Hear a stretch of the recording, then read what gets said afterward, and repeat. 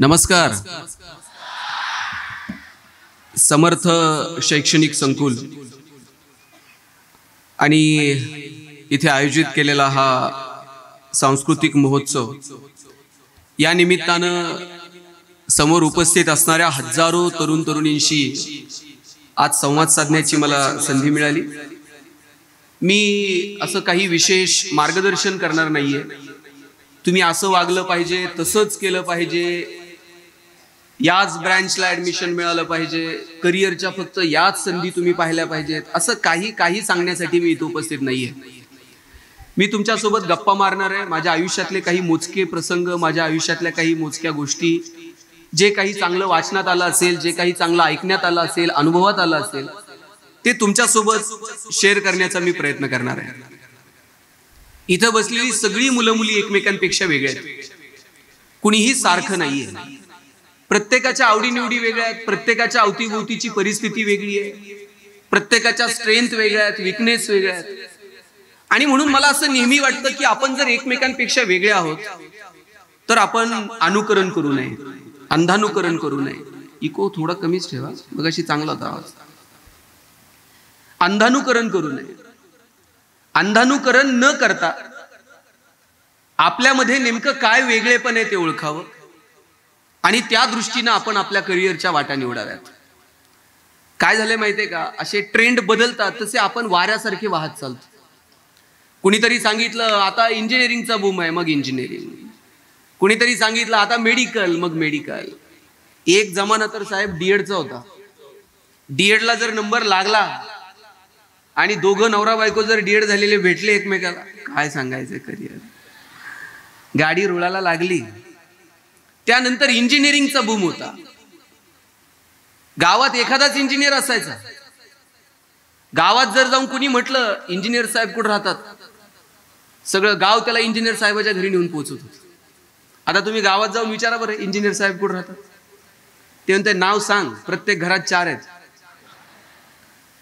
त्यानंतर मेडिकलचा ट्रेंड आला. आता प्रत्येक आई बापाला वाटतंय मेडिकललाच गेलं पाहिजे. नाही भारतात नंबर लागला तर ते म्हणते रशियाला जा. पण तू मेडिकलला गेलं पाहिजे. तुम्ही बदलत्या ट्रेंडनुसार बदलू नका. शोधा तुम्हाला नेमकं काय करायचं. इंजिनिअरिंगच्या पोरांनी तर ठरवलं पाहिजे, अरे आपण या राष्ट्राचे पिलर आहोत. आम्हाला तंत्रज्ञान समजतं. काळ आणि वेळेनुसार आम्ही बदलणार आहोत. बदलत्या तंत्रज्ञानानुसार आम्ही स्वतःला झोकून देणार आहोत. नवे तर बदलत्या तंत्रज्ञानात आमची भूमिका असणार आहे. नवनवीन संशोधनांमध्ये आमची भूमिका असणार आहे. हे स्वतःला आम्ही कधी सांगणार आहोत. काळ आणि वेळेनुसार जर आपण बदललो नाही, बदल स्वीकारले नाहीत आणि संशोधनाची वृत्ती जर आमच्यामध्ये नसेल तर आज मी तुम्हाला सांगतो, निवळ कागदाच्या जोरावरती, निवळ डिग्रीच्या जोरावरती आपण मार्केटमध्ये टिकू शकणार नाही. मला आठवतंय आमच्या पिढीनं पहिला मोबाईल जर कोणत्या कंपनीचा घेतला होता, तुम्ही सगळ्या प्राध्यापकांना विचारा कोणता मोबाईल घेतला होता पहिला. 100% नोकिया 3310, 1100, 1600, 2600. आता नोकिया नाहीये. केवळ आणि केवळ अँड्रॉइड टेक्नॉलॉजी नोकियानं स्वीकारली नाही. नोकिया बाजारातून हद्दपार. हा कॅमेरा कोणत्या कंपनीचा आहे? सोनी. त्यांनी तिकडून सांगितलं, त्यांना माहित आहे सोनी नाहीतर पॅनासॉनिक नाहीतर निकॉन. एक जमाना कॉडॅकचा होता पोरांना. त्यात रोल असायचा, 36च फोटो निघायचे, 10-5 जळायचे. त्या कॉडॅकचा असा काही रुबाब होता मार्केटमध्ये. कॉडॅक सोडून दुसरा कॅमेरा नाही. नवरा नवरी हार घालायला आणि फोटोग्राफरचा रोल संपायला. आणि फोटोग्राफरला जर विचारलं अल्बमचं काय झालं, ते म्हणायचं 6 महिने अल्बम मिळत नव्हते. त्याला फोन केला ना, ते म्हणायचं फोटो धुवायला दिले. कोणत्या नदीवर जात होतो कुणास. आता कॉडॅक नाहीये. केवळ आणि केवळ डिजिटल टेक्नॉलॉजी कॉडॅकने स्वीकारली नाही. कॉडॅक बाजारात नाही. आम्ही तुमच्यासारखं कॉलेजमध्ये असताना रविवारी 4 वाजता दूरदर्शनला मराठी पिक्चर लागायचा. धूमधडाका, थरथराट, लक्ष्मीकांत बेर्डे, अशोक सराफ आणि मध्येच एक जाहिरात लागायची, लाइफ बॉय है जहा. बघा यांची पाठ आहे, मागून आवाज आला तंदुरुस्ती, आमच्या सगळ्या पिढीची ही जाहिरात पाठ आहे. आणि या जाहिरातीमध्ये फुटबॉल खेळणारी पोरं दाखवलेली होती. पोरांनो, भारतात कधीतरी फुटबॉलची क्रेज होती का? भारतात जनरली क्रिकेटची क्रेज होती, पण त्या जाहिरातीमध्ये फुटबॉल खेळणारी पोरं दाखवली होती. आता लाईफ बॉयला विचारायचं कुणी, फुटबॉल खेळणारी पोरं का दाखवली? लाईफ बॉयची मोनोपोली होती. लोक दुकानात जाऊन साबण द्या नव्हती म्हणत, लोक दुकानात जाऊन लाईफ बॉय द्या म्हणायची. एवढा लाईफ बॉयचं जमाना, एवढं लाईफ बॉयचं मार्केट होतं. त्यानंतर लक्स मार्केटमध्ये आला. राजा हिंदुस्तानी पिक्चर हिट झालेला, करिश्मा कपूर एकदम फॉर्म मध्ये होती. लक्सनं थेट करिश्मा कपूरलाच ब्रँड अँबॅसेडर केलं. आता लक्सनं करिश्मा कपूरला ब्रँड अँबॅसेडर केल्यावर फुटबॉल खेळणाऱ्या पोरांकडे कोण बघताय का? लक्सनं आपलं मार्केट कॅप्चर करायला सुरुवात केली. लाईफ बॉयला कळलं आता फुटबॉल खेळणारी पोरं जाहिरातीत दाखवून उपयोगाचं नाही. आपलं मार्केट जर तयार करायचं असेल, आपली कॉम्पिटिशन करिश्मा कपूर सोबत आहे. त्यांनी लाल रंगाचा ठोकळा साबण बाजूला केला आणि लाईफ बॉय गोल्ड नावाचा गुळगुळीत साबण बाजारात आणला. आणि आता लाईफ बॉय गोल्डची जाहिरात कोण करत होतं? आता फुटबॉल खेळणारी पोरं नाहीत, आता लाईफ बॉय गोल्डची जाहिरात करत होता कॉलेजचा एक मुलगा आणि मुलगी. मुलगी गाडीवरनं उतरते, रागात निघून जाते. मुलगा विचारतो काय झालं? मुलगी सांगते पसीने की बदबू से परेशान. पोरगा घरी जातो, लाईफ बॉय गोल्ड आंघोळ करून येतो. या कंपन्यांना कळलं, काळ आणि वेळेनुसार जर आपण आपलं तंत्रज्ञान बदललं नाही, आपण आपल्या जाहिरातीच्या प्रणाली बदलल्या नाही, तर आपण मार्केटमध्ये टिकू शकणार नाही. आपल्याला सुद्धा बदलावं लागेल, नाविन्य शोधावं लागेल. आपलं मार्केट नेमकं काय आहे, कुठपर्यंत आहे, कुठे पोहोचायचंय, याचं काहीतरी प्लॅनिंग असावं लागेल. या सगळ्या कंपन्यांना कळलं मार्केटमध्ये आता काय लागतं. कोविडमध्ये एक तरी साबण अशी जाहिरात करत होता का, आमचा साबण सुगंधी आहे, तो लावल्यावर तुम्ही गोरे व्हाल? कोविडमध्ये कुणाला गोरं व्हायचं पडलं होतं? प्रत्येक साबण एकच जाहिरात करत होता, 99.9% किटाणू से मुक्ती. आणि त्या मोती साबणाचं गणित गणेशराव मला अजून कळलेलं नाही. ते मोती वर्षभर कुठं असते कुणाच ठाऊक, ते दिवाळीलाच येत आहे. त्यानं ठरवून घेतलंय ते वर्षभर झोपताय, दिवाळीला म्हणताय उठा उठा मोती साबणानं आंघोळ करायची. त्यानं ठरवून घेतलंय आपलं मार्केट दिवाळीत आहे. तुम्हाला मार्केट कळलं पाहिजे. भारत ही जगातली सगळ्यात मोठी बाजारपेठ आहे. बरं, सगळ्या जगाला कळलं या भारत ही सगळ्यात मोठी बाजारपेठ आहे आणि आपण ती वापरली पाहिजे. खणखणीत नाणं आपण बाजारात वाजून विकलं पाहिजे. दुर्दैवानं भारतीयांनाच समजत नाहीये की भारत ही जगातली सगळ्यात मोठी बाजारपेठ आहे आणि आपण ती युटिलाइज करायला हवी. दुबईला कळलं भारतात आणून काय विकायचं. चायनाला कळलं भारतात नेमकं काय मार्केट आहे. जपान अमेरिकेला कळलं भारतीयांना नेमकं काय लागतंय.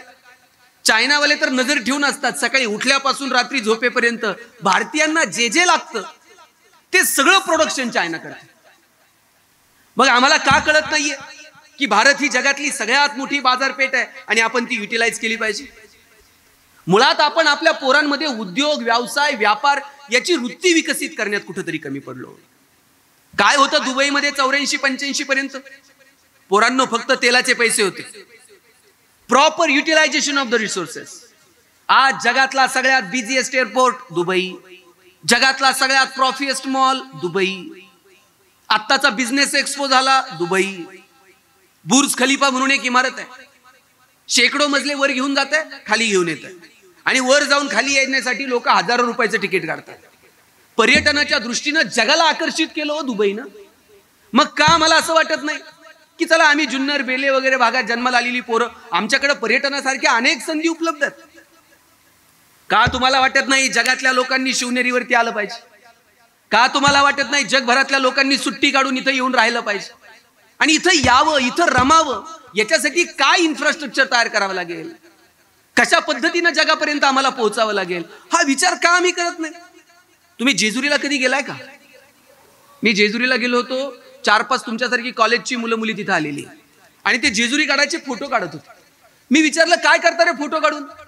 एक पोरगा मला म्हटला दादा किती दिवस बॅनर लावायचे, चलो दुबई, चलो सिंगापूर. म्हटलं मग? म्हटलं मी दुबईत बॅनर लावणार आहे, चलो जेजुरी.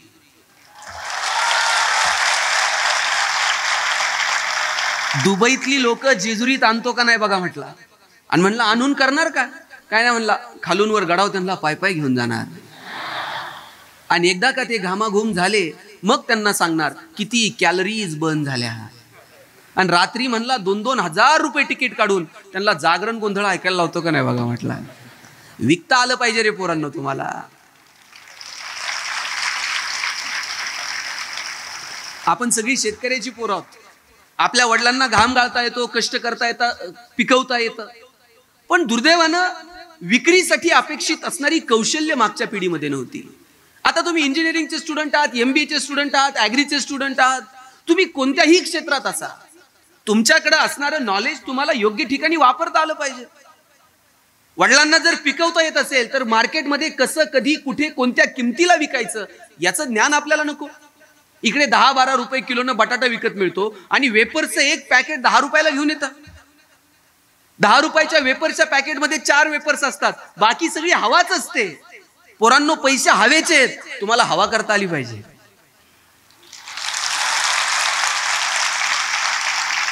आणि ती हवा फक्त इन्स्टावर रील टाकून नाही होत. त्याच्यासाठी अपेक्षित असणारी कौशल्य तुम्हाला आत्मसात करावी लागतील. ती कौशल्य आम्ही कधी आत्मसात करणार आहोत? हेच शाळा कॉलेजातले दिवस आहेत. इंजिनिअरिंगच्या पोरांनी दिवसभर काही वेगवेगळ्या विषयांवर अभ्यास केला पाहिजे. तुमच्या ब्रँचची जगभरातली पोरं नेमकं काय शिकतायत ते थोडंसं अभ्यासलं पाहिजे. संशोधनाच्या क्षेत्रामध्ये स्वतःला झोकून दिलं पाहिजे. माझं असेल, स्वतःचं असेल, पण एक छोटंसं कोण माझं वर्कशॉप असेल, मी त्यात काहीतरी झोकून देऊन करेल. मुळात आम्हाला उद्योग व्यवसाय व्यापाराची भीती वाटते. आमच्या डोक्यात एकच आहे, नोकरी लागली पाहिजे, कॅम्पसमध्ये सिलेक्शन झालं पाहिजे. नाही कॅम्पसमध्ये झालं तर इकडं जा तिकडं जा. 10-5 लाखाचं पॅकेज, रिटायरमेंट पर्यंत 5-50 लाखाचं, 1-2 कोटी रुपयाचं पॅकेज. पुण्यामध्ये एखादा बंगला, गावाकडे एखादं फार्म हाऊस, एखादी गाडी, त्याचेच हप्ते फेडतंय, एक दिवशी स्विच ऑफ. एवढंच फक्त करिअर नाहीये. करिअर म्हणजे नोकरी, 2 रुपये मिळवून, हे लक्षात घ्या. उदरनिर्वाहासाठी तर शिकलंच पाहिजे. उदरनिर्वाहासाठी अपेक्षित असणारी कौशल्य तुम्ही आत्मसातच केली पाहिजे. पण त्या सगळ्याच्या पलीकडे जाऊन आपलं जगणं समृद्ध करण्यासाठी आम्ही शिकतो का? नोकरीच्या पलीकडे जाऊन थोडीशी मोठी स्वप्न आम्ही बघतो का? पोरांची चूक नाहीये. आईबापानंच सांगितलेलं असते नोकरी कर, नाही तर तुझं लग्न पण जमत नसतं. पोरं असली हुशार आहेत साहेब, लग्न जमेपर्यंतच नोकरी करते. सोलापूरला तर मध्ये पटलं त्यांना. मुलीच्या आईवडिलाला टेन्शन नाही मॅडम, तितकं मुलाच्या आईवडिलाला टेन्शन आहे लग्नाचं. प्रत्येक गावामध्ये 30 ते 35 वयोगटातली किमान 5-50 पोरं बिन लग्नाची आहेत. सोलापूरला लग्न जमत नाही म्हणून तरुण पोरांनी कलेक्टर ऑफिसला मोर्चा काढला घोड्यावर बसून. कलेक्टरला एवढंच काम आहे का आता पुरी बघायचं तुम्हाला? तुम्ही सिद्ध करा स्वतःला. लात मारील तिथून पाणी काढाल अशी ताकद तुमच्यात असली पाहिजे. रांगा लागतील तुमच्या दारात.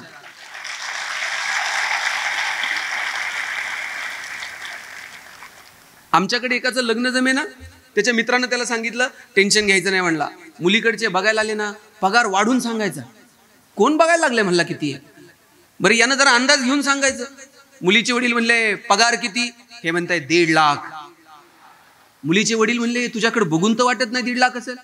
हे म्हणताय तसा फिक्स 1.5 लाख आहे, कटिंग करून 8,000 हातात देतो. तुम्ही किती दिवस फसवणार आहात? सिद्ध करायचं स्वतःला. आणि पोरांनो आता तुम्ही तुमची उंची वडिलांच्या खांद्याला आली, बरोबर की नाही? वडिलांची चप्पल तुमच्या पायाला यायला लागली. ज्या दिवशी पोराची उंची बापाच्या खांद्याला येते आणि बापाची चप्पल पोराच्या पायाला यायला लागते, तेव्हा बाप रागवत नाही, चापट मारत नाही, मोठ्यानं ओरडून बोलत नाही. त्यावेळेस तुम्हाला तुमच्या वडिलांच्या डोळ्याची भाषा समजून घेता आली पाहिजे. वडिलांची अपेक्षा काय? वडिलांची फार मोजकी अपेक्षा आहे.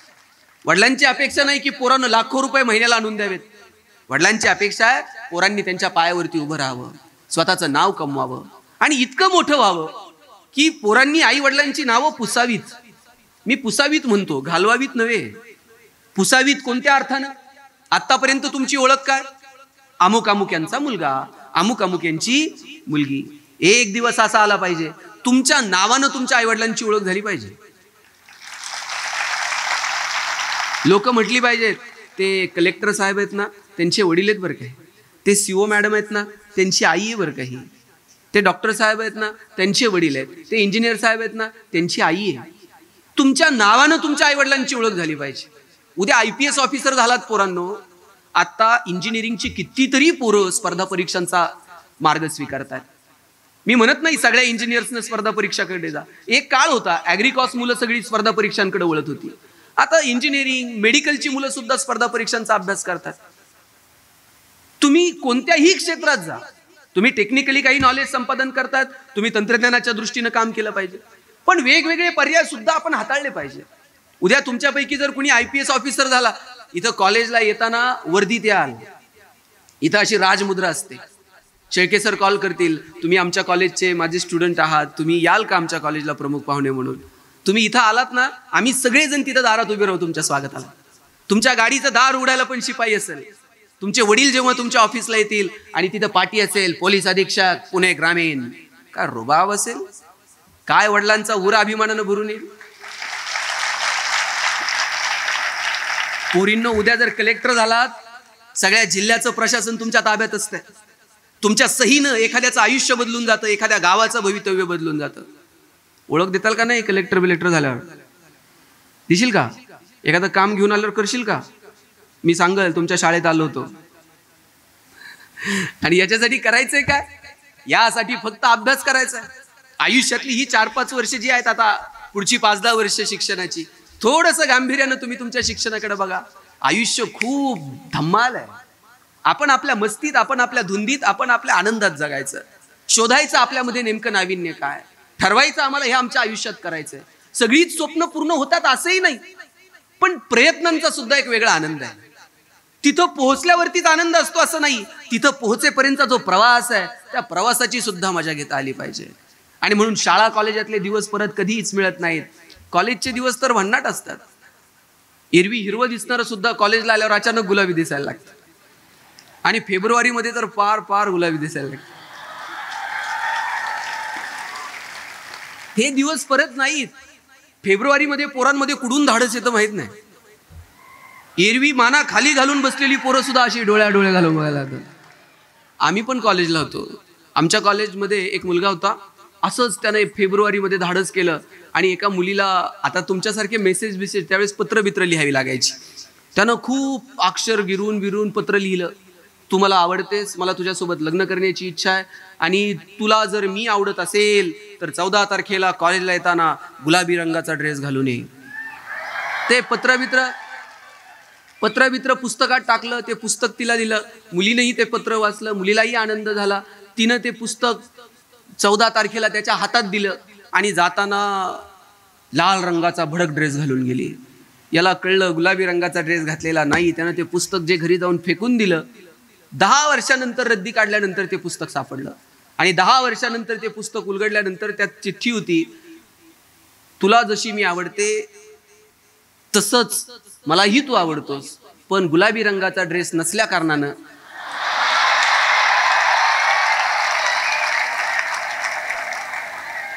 त्यामुळे माझं पोरांना सांगणे, नियमित पुस्तकं उघडत चला.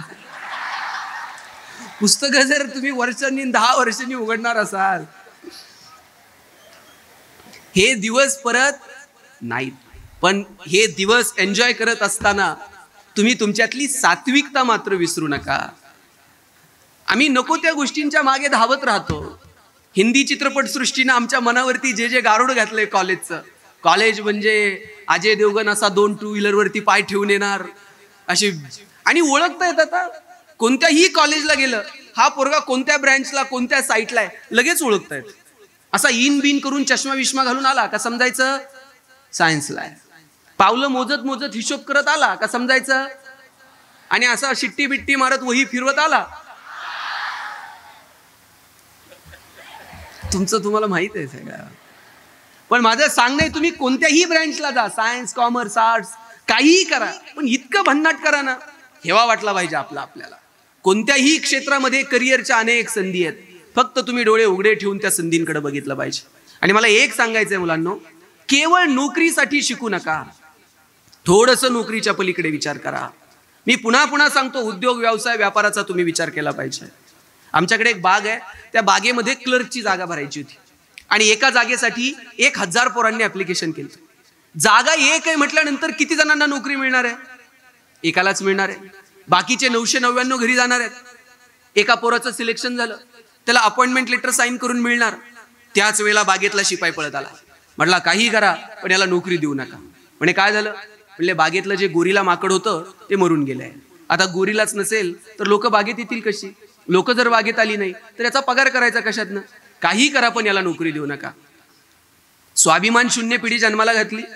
त्यांचा त्यांच्या ज्ञानावर विश्वास नाही, त्यांचा त्यांच्या मनगटावर विश्वास नाही. त्या पोरानं बागेतल्या मॅनेजरचे पाय पकडले. म्हटलं साहेब मी पडेल ते काम करेल पण नोकरी तेवढी द्या. साहेब म्हटले पाय सोड, तुला नोकरी क्लर्कची देतो, तुला पगार क्लर्कचा मिळेल, फॅसिलिटीज क्लर्कच्या मिळतील, पण जोपर्यंत बागेत गोरीला येत नाही तोपर्यंत तुला काम मात्र गोरीलाचं करावं लागेल. पोरगा म्हणला पगार आहे ना, आणि मग गोरीला तर गोरीला. रोज यायचा, गोरीलाचे कपडे घालायचा आणि पिंजऱ्यात जाऊन उभा राहायचा. लोक यायची, शेंगा बिंगा खायला घालायची. म्हणला मजा आहे, पगार चालू आहे, वरतून डेली अलाउन्स पण सुरू आहे. एक दिवशी तुमच्यासारख्या कॉलेजच्या मुला मुलींची ट्रिप आली आणि कॉलेजच्या पोरापोरींकडे बघून हे जोरजोरात उड्या मारायला लागलं आणि उड्या मारता मारता चुकून वाघाच्या पिंजऱ्यात जाऊन पडलो. आता वाघाच्या पिंजऱ्यात पडल्यावर म्हणला नोकरी गेली तरी चालेल, जीव वाचला पाहिजे. जीव वाचावा म्हणून हे जोरजोरात ओरडायला लागलं. याच्या आवाजानं झोपलेला वाघ जागा झाला, चवताळून याच्या अंगावर धावून आला आणि हातावर हात ठेवून म्हणला ओरडू नको नाही तर दोघांची नोकरी जाईल.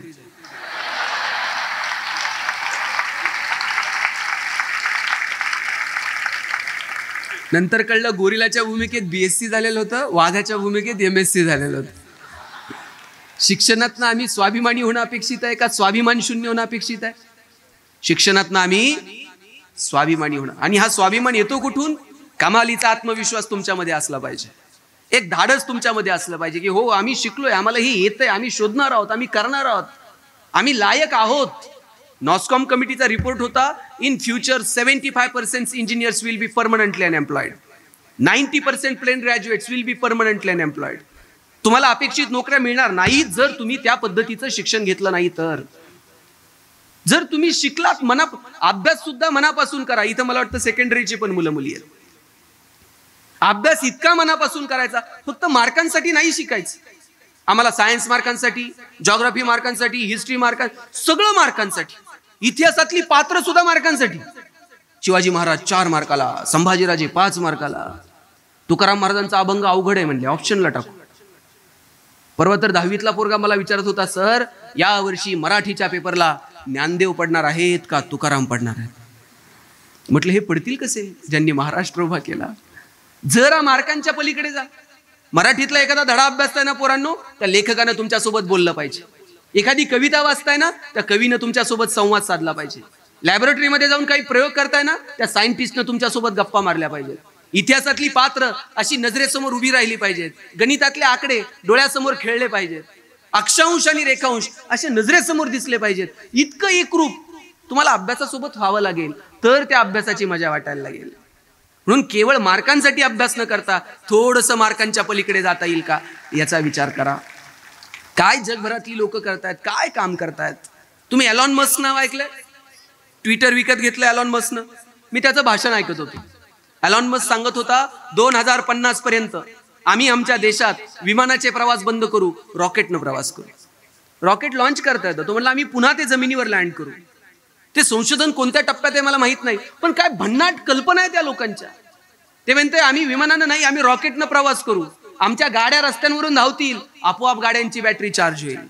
तो सांगत होता आम्ही 2050 पर्यंत अशी घरं तयार करू, त्या घरांच्या भिंती दगडविटांच्या नसतील, सोलर पॅनलच्या असतील. ते घर स्वतःची एनर्जी स्वतः क्रिएट करेल. काय विचार आहे. ते म्हणते आमचं घरच आमची एनर्जी क्रिएट करेल. आणि आमच्या डोक्यात चाललंय का आकडा कुठून टाकायचा, मीटरमध्ये वायर कुठून घालायची. आमचं इंजिनिअरिंग इकडे झालं. आकडा पकडल्यावर फोन कोणाला करायचा. आम्ही हुशार नाही होत असं नाही होत. ज्ञान विज्ञान तंत्रज्ञानाच्या बाबतीत भारतानं सुद्धा जगात सिद्ध करून दाखवलंच. चंद्रयान 3 मध्ये तर सगळे जग डोळे विस्पारून भारताकडे बघत होतं. आम्हीही पुढे आहोत, पण शालेय जीवनापासून ही संशोधनाची वृत्ती पोरांमध्ये निर्माण व्हावी याच्यासाठी शिक्षण संस्था म्हणून, या शिक्षण व्यवस्थेत काम करणारे प्राध्यापक म्हणजे आपण सगळ्यांनी मिळून ही वृत्ती मुलांमध्ये निर्माण व्हावी यासाठी प्रयत्न करावे लागते. नाहीतर 11वी 12वीच्या पोरांना आम्ही सांगून टाकलंय प्रॅक्टिकल काय करायचे नाही, अमुक एखादी एक्झाम डोळ्यासमोर ठेवायची, थेट पेपरला यायचं. कसे सायंटिस्ट जन्माला होते. मी आता BRC मध्ये व्याख्यानाला गेलो होतो, भाभा अणुसंशोधन केंद्र मुंबई. तिथल्या अनेक विद्यार्थ्यांशी मला बोलायला मिळालं. काय भाभांनी काम केलं. युरोपमध्ये होते, युरोपमधून भारतात आले. दुसऱ्या महायुद्धाच्या काळामध्ये त्यांच्या लक्षात आलं की भारतामध्ये अणुसंशोधनाच्या संदर्भानं काम करणं गरजेचं आहे. टाटांना जाऊन भेटले, टाटा इन्स्टिट्यूटची स्थापना केली. नंतर कळालं की आणखी व्यापक स्तरावरती काम करणं गरजेचं आहे. ही अणुऊर्जा शक्ती फक्त संरक्षणाच्या संदर्भानंच नव्हे तर आपल्याला ऊर्जेच्या संदर्भानं सुद्धा हिचा वापर करावा लागेल. 1200 एकर जागेवरती तिथे अणुसंशोधन केंद्र सुरू केलं. काय या लोकांनी स्वतःला झुकून दिलं. आणि म्हणून आज परमाणु क्षेत्रामध्ये भारत जो जिथे काही दिसतोय, भाभांसारख्या माणसांचं योगदान आहे. तुम्ही चांगले चित्रपट बघा, चांगल्या वेब सिरीज बघा, चांगली पुस्तकं वाचा. काय भन्नाट लोक इथं जन्माला आली. तुम्ही सॅम बहादूर चित्रपट बघितला, तुम्ही बघितले पाहिजेत असे पिक्चर. फील्ड मार्शल म्हणून ज्यांनी काम केलं, भारत पाकिस्तान युद्धामध्ये भारतीय सैन्याचं ज्यांनी नेतृत्व केलं, काय जगली हो ही माणसं. मी त्यातला एक सीन सांगतो तुम्हाला, म्हणजे मोठी माणसं किती जमिनीवर असली पाहिजेत. त्यातला एक प्रसंग आहे की एक ज्युनियर ऑफिसर सिनियरला सॅल्यूट करत नाही. चुकीनं त्याचं लक्षात येत नाही आणि नजर चुकीनं सॅल्यूट करायचा राहतो. सिनियर ऑफिसरला राग येतो आणि ते त्या ज्युनियरला शिक्षा देतात. तू मला सॅल्यूट केला नाही, तुला आता शिक्षा आहे, 1000 वेळा तुम्हाला सॅल्यूट करायचं. आणि तो ज्युनियर ऑफिसर त्या सिनियरला 1000 वेळा तिथे सॅल्यूट करत असतो. तिथून सॅम बहादूर चाललेले असतात, सर मानेकशॉ ते बघतात आणि विचारतात हे काय चाललंय. तो सिनियर ऑफिसर सांगतो, यानं मला सॅल्यूट केला नाही म्हणून मी त्याला शिक्षा दिली आहे, 1000 वेळा त्यानं मला सॅल्यूट करायचा. फील्ड मार्शल सर मानेकशॉ सांगतात, आर्मीमध्ये शिस्त लागते आणि शिस्तीशिवाय आर्मी चालू शकत नाही. तुम्ही दिलेली शिक्षा एकदम योग्य आहे. ज्युनियरनं सिनियरला सॅल्यूट केलाच पाहिजे. पण आर्मीचा दुसरा पण एक नियम आहे. म्हटले काय, सॅल्यूटचा स्वीकार हा सॅल्यूटनच करायचा असतो.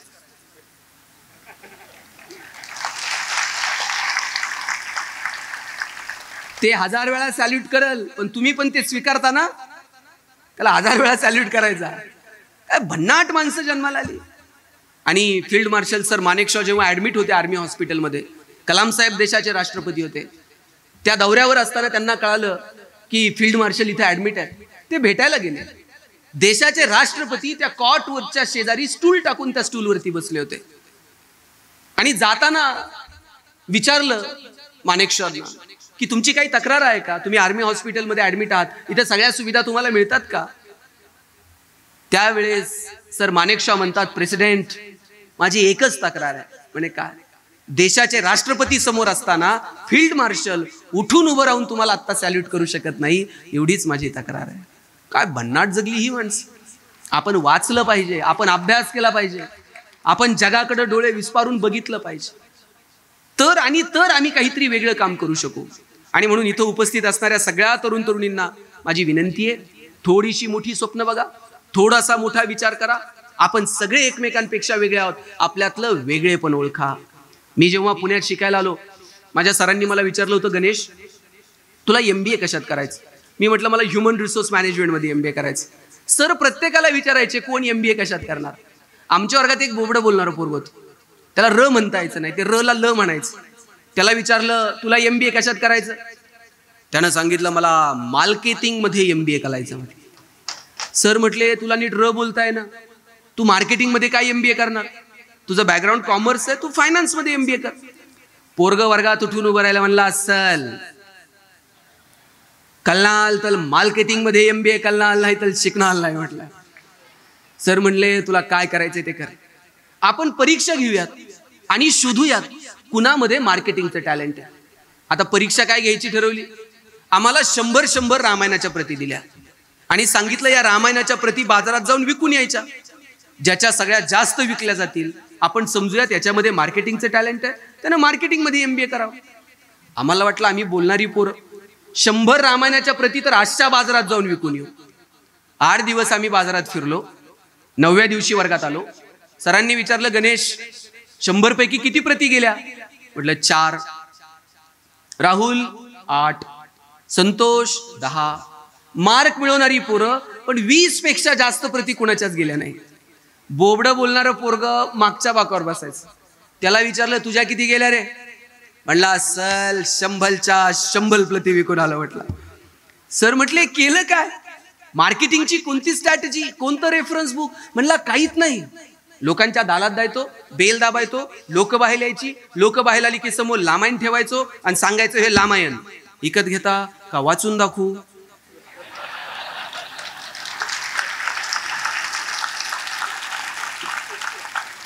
लोक सांगायची वाचून नको दाखवू, तुझं रामायण विकत घेतो. बोबडं बोलणं विकनेस आहे का स्ट्रेंथ आहे? दाबून ठेवला असता तर स्ट्रेंथ ठरला असता का? हे असे मनात न्यूनगंड ठेवू नका. मी ग्रामीण भागात आलोय, मला त्या फॅसिलिटीज मिळत नाहीत, मला फ्लुएंटली इंग्लिश बोलता येत नाही. तुमच्यात काय स्ट्रेंथ आहे ती शोधा. आता तुमच्या माझ्या ज्ञानाला भाषेच्या सुद्धा मर्यादा उरलेल्या नाहीत. अशी सॉफ्टवेअर बाजारात येत आहेत, इथून मी जापान मधल्या पोराशी मराठीत बोलेल आणि विदिन अ सेकंड ट्रान्सलेट होऊन त्याला जापनीज मध्ये ऐकायला जाईल. चायना मधला पोरगा चायनीज मध्ये बोलेल आणि विदिन अ सेकंड ट्रान्सलेट होऊन ते मला मराठीत ऐकायला येईल. ज्ञानाला कशाच्याही मर्यादा नाहीत. म्हणून ज्ञानवंत व्हा, बुद्धिवंत व्हा. वरवरच्या ज्या गोष्टी आहेत त्या मिळवता येतील, पण कॉलेजच्या जीवनामध्ये ज्या गोष्टींसाठी धडपड करायची त्या गोष्टींकडे मात्र दुर्लक्ष करू नका. संकट बिंकट येत राहतात, यश अपयश चालू राहतं. 2 देऊन 2 घेऊन धडपड करत आपल्याला तिथपर्यंत पोहोचायचं आहे. ही उमेद आणि ती प्रेरणा आपल्या मनामध्ये कायम असली पाहिजे. मला त्या अमिताभ बच्चनचा तर हेवा वाटतं. बच्चनचं वय किती रे? 80च्या पुढे, 82-83 वय असेल बच्चन साहेबांचं. आकाशवाणीमध्ये निवेदक पदाची नोकरी मिळावी म्हणून बच्चन साहेब इंटरव्ह्यूला गेले होते. आवाज चांगला नाही म्हणून बच्चन साहेबांची नोकरी नाकारली होती. आवाज चांगला नाही म्हणून ज्यांची नोकरी नाकारली तेच बच्चन आवाजाच्या जोरावर आज बॉलिवूडचा शहनशाह बनून मिरवतो. काय करिअर आहे हो. कोविड मध्ये कुणी कुणाशी नीट बोलत नव्हतं. फोन लावल्यावर पहिल्यांदा पलीकडनं आधी कोण बोलायचं? आधी बच्चनचं ऐकायचं मग आपण हॅलो म्हणायचं. काय करिअर आहे. आजही तुम्ही टीव्ही लावा, 10 मिनिटाला बच्चन टीव्हीवर आहे की नाही? कोण बनेगा करोडपती मधून पैसे कमवायला लावतंय. मिळवलेल्या पैशातून कल्याण ज्वेलर्स मध्ये जाऊन सोनं खरेदी करायला सांगताय. खरेदी केलेलं सोनं मुथूट फायनान्स मध्ये टाकून कर्जही तेच काढायला लावतंय. आणि कर्जाचे हप्ते फेडता नाही आले तर नवरत्न तेल पण त्याच्याकडेच.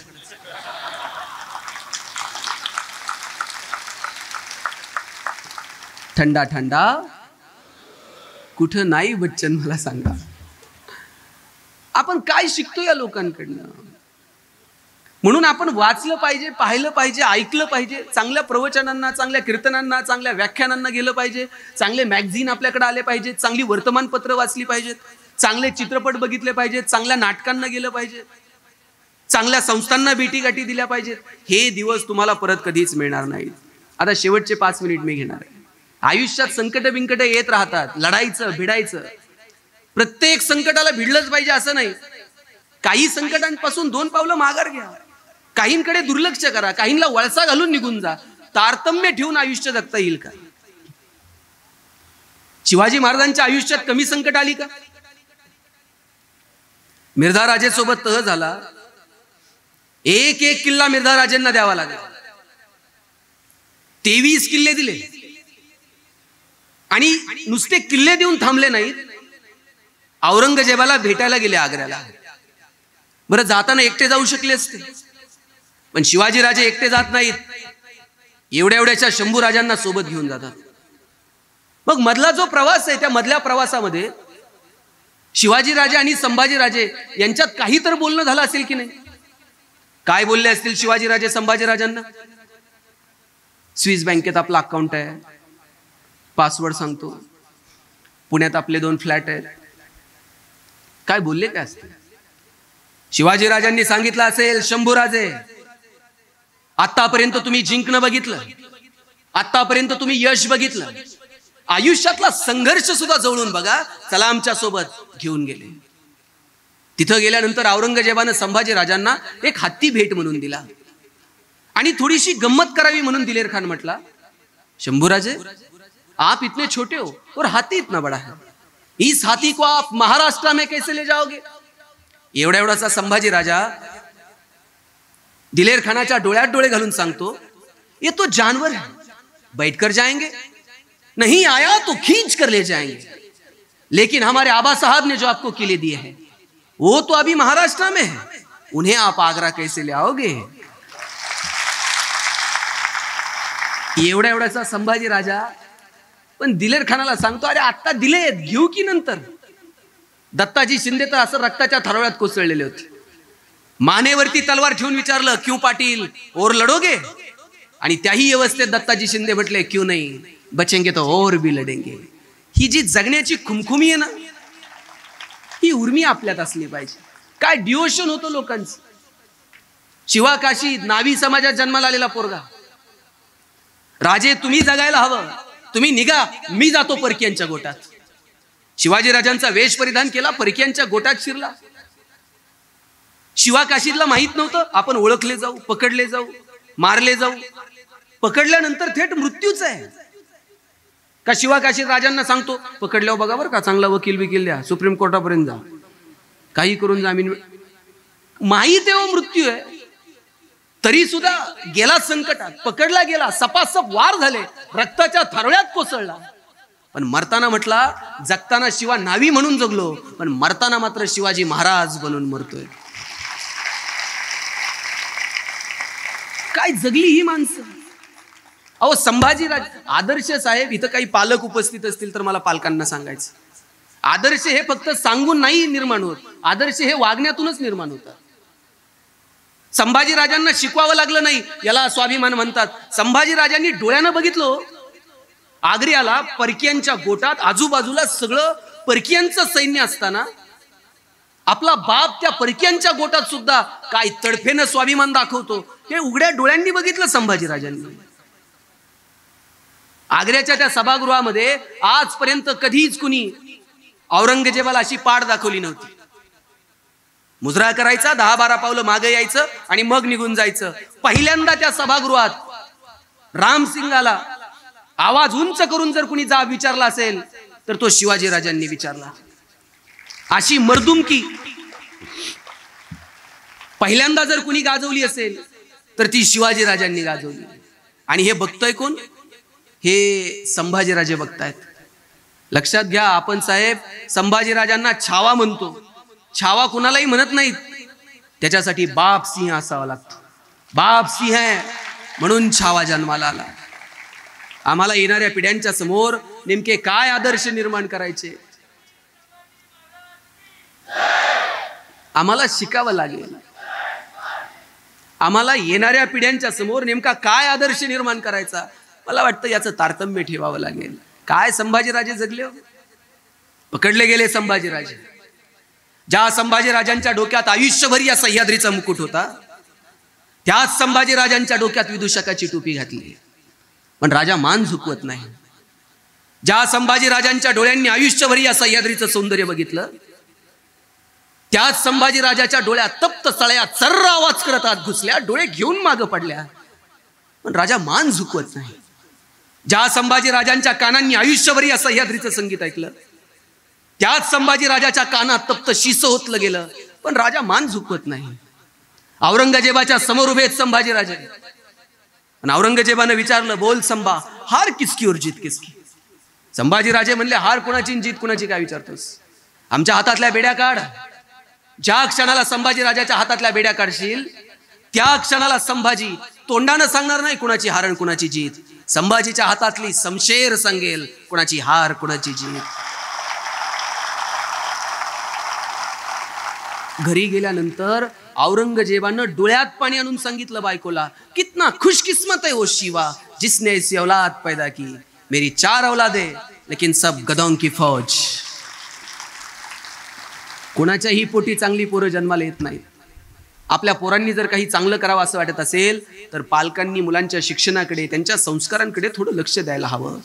2-2, 2.5 वर्षाच्या पोरांच्या हातात साहेब आपण मोबाईल देऊन टाकलेत, आणि बाप असं कौतुकानं सांगताय, मला कळत नाही ते त्याला कळतंय म्हणतोय.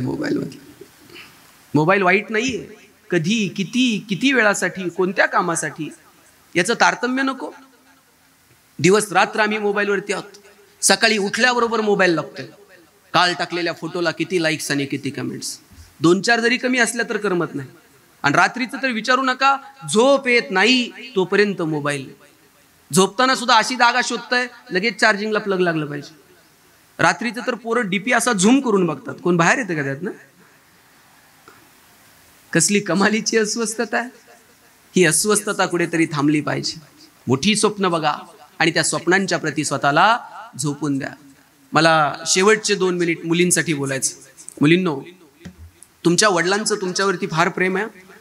माझा दावा आहे, वडिलांचं मुलावर जेवढं प्रेम असतं ना, त्याच्यात थोडं तरी जास्त प्रेम बापाचं त्याच्या मुलीवर असतं. आम्ही जर काही मागितलं वडिलांना तर वडील म्हणतील 2 दिवस थांब, पगार होऊ दे. पुरीनं काही मागायला उशीर. बापाला असं वाटतंय कधी नेऊन देईल आणि कधी नाही. बापाला माहित असतं 4 दिवस चिमणीसारखी थुई नाचल आणि एक दिवशी भुरकन उडून जाईल. जोपर्यंत आपल्या घरात आहे तोपर्यंत तिचे सगळे हट्ट पुरवायचे हे वडिलांनी ठरवून घेतलेलं असतं. ज्या दिवशी मुलगी जन्माला येते ना, त्या दिवशी वडिलांच्या मनात 2 विचार चमकून जातात. एक मुलीचं शिक्षण आणि दुसरं मुलीचं लग्न. एक रुपया बाप बाजूला काढून ठेवत असतो. बाप गरीब असो किंवा श्रीमंत, हे 2 विचार त्याच्या मनात चमकून जातात. स्वतः फाटलेली तुटलेली चप्पल घालेल, पण पोरीला मात्र शाळेत जायला चांगले शूज घेऊन देईल. स्वतः फाटलेलं बनियान घालेल बाप, पण पोरीला मात्र कॉलेजला जायला चांगला ड्रेस घेऊन देईल. बाप सायकलवर कामाला जाईल MIDCत, पण पोरीला कॉलेजला जायला गाडी घेऊन देईल, बसचा पास काढून देईल, हॉस्टेलची फी भरल. एवढं प्रेम जगात तुमच्यावर दुसरं कोणी करू शकत नाही. कॉलेजवरून यायला 5 मिनिट जरी उशीर झाला ना तुम्हाला, 5 मिनिटात ते 5 वेळा आईला विचारताय कुठपर्यंत आली बघ ग. काय प्रेम आहे बापाचं तुमच्यावर. बापाला असा लग्नात समारंभात इकडे तिकडे नाही बघायचं. बाप जर बघायचं असेल संध्याकाळी कामावरून आल्यानंतर बापाकडे बघायचं. थकलेला दमलेला बाप बघितला ना, मग आपल्याला कळतं की बाप काय असतो. पोरीच्या लग्नात तर बाप असा फेटाबिटा घालून मिरवत असतो. ऐपत नसती त्याची तरी लग्नात खर्च करतो. मित्रांना सांगतो जाऊ द्या हो, चांगली जागा भेटली, कल्याण झालं पोरीचं, 4 रुपये कमवून निघाल. पोरीच्या लग्नात बाप फेटाबिटा घालून मिरवतो, दिवसभर त्याची मान उंच असते. कन्यादान झालं ना, मग बाप मान खाली घालतो. जावायच्या हातात हात देतो आणि सांगतो तळ हाताच्या फोडासारखी जपली, सांभाळून घ्या. दिवसभर बापाच्या डोळ्यात थेंब येत नाही. पण पोरीची गाडी एकदा निघून गेली ना, खांबाच्या पलीकडे जाऊन एकटाच रडतो तो बाप असतो. कधीच बापाची मान शर्मेनं खाली जाईल असं वागायचं नाही. बापाला अभिमान वाटला पाहिजे असं वागायचं. एक मुलगी जर शिकली 2 घरांचा उद्धार करते. आणि मुलांनो, मुलींचा सन्मान ठेवा. आपण आपल्या बहिणीचा जितका सन्मान करतो ना, तितकाच सन्मान इतरांच्या बहिणीचा करायचा. म्हणजे कोणत्या बहिणीसाठी मोर्चे काढावे लागणार नाहीत, कॅन्डल मार्च काढावे लागणार नाहीत. तुम्ही चौकात उभे आहात आणि कॉलेजच्या जर 2 मुली तिथून चाललेल्या असल्या, त्या मुलींनी जर तुमच्याकडे बघितलं तर त्यांना सुरक्षित वाटलं पाहिजे. अरे माझ्या कॉलेजची मुलं आहेत. बसमध्ये गर्दी असेल, एखाद्या मुलीला बसायला जागा नसेल, तिनं तुमच्याकडे त्या गर्दीत जरी बघितलं तरी तिला सुरक्षित वाटलं पाहिजे. अरे या गर्दीत सुद्धा मी सुरक्षित आहे, कारण माझ्या कॉलेजची, माझ्या गावातली, माझ्या शाळेतली, माझ्या आजूबाजूची मुलं इथं आहेत. आणि तुमच्याकडे बघून जर तुमच्या वर्गातल्या पोरीला जर सुरक्षित वाटत नसेल तर तुम्हाला जय भवानी आणि जय शिवाजी म्हणायचा अधिकार नाही, हे लक्षात घ्या. कारण आपणही कधीतरी बाप होणार आहोत. आपल्यालाही बहीण आहे. खूप सन्मानानं कॉलेज लाईफ एन्जॉय करा. मित्र मैत्रिणी हे सगळं केलं पाहिजे, पण त्यातली सात्विकता हरवणार नाही याची काळजी मात्र आपण सगळ्यांनी जरूर घेतली पाहिजे. आयुष्य खूप सुंदर आहे. त्या सुंदर आयुष्याचा मनापासून आनंद घ्या. शाळा कॉलेजातले दिवस परत कधीच मिळत नाहीत. ते भन्नाट एन्जॉय करा, इतकीच अपेक्षा या निमित्तानं मी व्यक्त करणार आहे. जाताना इतकंच सांगतो, ज्या ज्या मुलांची आर्थिक परिस्थिती जरा बेताची आहे, अजिबात रडायचं नाही पोरांना. मोठी स्वप्न बघायची आणि ती स्वप्न पूर्ण करण्यासाठी स्वतःला झोकून द्यायचं. कष्ट करायचे, पण तुमच्या कष्टाला दिशा असली पाहिजे. कष्टाला जर दिशा नसेल तर ते कष्ट सुद्धा उपयोगाचे नाहीत. मी एका कार्यक्रमात असंच म्हटलं, कष्ट करा, मदत करा, ज्याला दिसेल त्याला मदत करा. ते 2-3 जण निघाले, जाताना घर जळत होतं. त्यांच्या डोक्यात कष्ट करा, दिसेल त्याला मदत करा. गाडी साईडला लावली, त्या आगीत शिरला, त्या आगीतनं 5-10 लोकांना उचलायचा, रस्त्यावर आणून ठेवायचा. 10 लोकांना त्यानं आगीतनं रस्त्यावर आणून ठेवलं. ते आगीतनं बाहेर आलं. आल्याबरोबर पोलिसांनी त्याला अटक केली. पोलिसांना म्हटलं, अहो मी आगीतनं 10 माणसं जीवावर खिळून इथं रस्त्यावर आणून ठेवली आणि तुम्ही मला अटक करताय. पोलिसांनी सांगितलं, अरे जी माणसं तू आगीतनं आणत होता ती अग्निशामक दलाची होती, ती आग विझवत होती, तू त्यांना रस्त्यावर. तुमच्या कष्टाला जर दिशा नसेल तर ते कष्ट उपयोगाचे आहेत का? तुमच्या कष्टाला सुद्धा दिशा असली पाहिजे. हे दिवस परत कधीच मिळणार नाहीत. तुमच्या हॉस्टेलच्या रूममध्ये भगतसिंग, राजगुरू, सुखदेव, शिवाजीराजे, संभाजीराजे, ज्ञानेश्वर महाराज, तुकोबाराय यांचे फोटो असले पाहिजेत. आपल्या रूममध्ये असायचे गणेश. आपण कोणते फोटो आपल्या रूममध्ये लावतो त्याच्यावरनं आपलं भविष्य ठरतं. आपण काय आदर्श आपल्या डोळ्यासमोर ठेवतो त्याच्यावरनं आपलं भविष्य ठरतं. आपल्या रूममध्ये का. आणि या शेवटचा 1 मिनिट शिक्षकांसाठी, तुम्हाला यांचं भविष्य जर शोधायचं असेल ना, ते ट्युटोरियलमध्ये इकडे तिकडे त्याच्यात नाही सापडत. यांच्या रोजच्या वह्या आहेत ना, त्याची शेवटची पानं बघायची 2-4.